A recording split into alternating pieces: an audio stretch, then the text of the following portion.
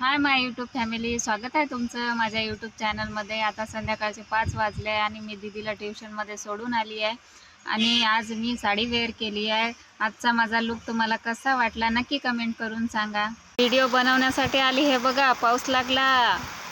Video बनवण्यासाठी बाहेर गेले होते मित्रांनो, पण पाऊस लागल्यामुळे मी घरात आले आहे। चला तर मग आज तुम्हाला माझी अलमारी दाखवते। माझ्याकडे हे 2 अलमारी आहे मित्रांनो।